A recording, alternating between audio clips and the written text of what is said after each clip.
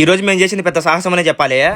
అసలు మ్యాటర్ ఏంటంటే నేను 1 మంత్ బ్యాక్ ఒక వీడియో పెట్టా ముంత మామిడికాయల గురించి. ఆ వీడియో చూసి నాకు తెలిసిన ఈ రోజు మా ఇంటికాడికి అయితే వచ్చాడు, ప్లేస్ ఎక్కడ చూపిద్దరా అని చెప్పి. ఇంకా సర్లే అని చెప్పి నేను ఆయన అయితే వెళ్తున్నాము. లాస్ట్ టైం పెట్టిన వీడియోలో చెప్పా కదా వెళ్ళేట్టు మొత్తం దుమ్ము గుంతలతో ఉంటదని చెప్పి. కానీ వానలు పడ్డం వల్ల ఇప్పుడు ఇంకా ఘోరంగా ఉంది. స్టార్టింగ్ లో అయితే పర్లేదు బానే ఉంది, కానీ కొద్ది దూరం వెళ్ళాక తెలిసింది ముందుంది ముసళ్ల పండగ అని. చెప్పినట్టుగానే ముందైతే మరీ దారుణంగా ఉన్నాయి గుంతలు. ఎందుకంటే ఈ రూట్ లో ట్రాక్టర్లు ఎక్కువ తిరుగుతాయి కదా, అందుకే గుంతలు ఎక్కువ ఉన్నాయి. ఆ గుంతల్లో వాటర్ కూడా అలానే నిలబడిపోయాయి. ఇంకా చేసేదాం లేక పక్కన కొద్దిగా ప్లేస్ ఉంటే అక్కడి నుంచి అయితే వెళ్తున్నాము. మొత్తానికి ఎంతో కష్టపడి ఆ ప్లేస్ కి అయితే వచ్చేసాము. కానీ అక్కడికి వెళ్ళాక ఫుల్ డిసప్పాయింట్ అయితే అయ్యాము. ఎందుకంటే మరి దారుణంగా కాయ కాదు కదా, పిండి కూడా లేదు ఒక్క చెట్టుకు కూడా. ఇంకా అన్ని చెట్లకు వెతికితే లాస్ట్ లో ఒక చెట్టుకి ఒక కాయ అయితే ఉంది. అది కూడా కాయ అయితే కొద్దిగా దూరంగా అయితే ఉంది. సర్లే అని చెప్పి అదే కోసుకున్నాము. ఇంకా అది కోసుకుని పక్కనే కొద్ది దూరంలో తాటి చెట్లు అయితే ఉంటాయి, అక్కడికైతే వెళ్తున్నాము. ఇంకా ఆ ప్లేస్ అయితే ఇదే చూడండి, ఎటు చూసిన తాటి చెట్లే ఉన్నాయి. నా అంచనా ప్రకారం ఒక 300 పైనే ఉంటాయి చెట్లు అయితే. కానీ కాయలు అయితే ఏ చెట్టుకి లేవు, కొన్ని చెట్లకు ఉన్నాయి. అది కూడా అన్ని ముదిరిపిన కాయలే. ఇంక ఈ తాటి చెట్లు కూడా మగ చెట్లు ఆడ చెట్లు అనేటివి ఉంటాయంట.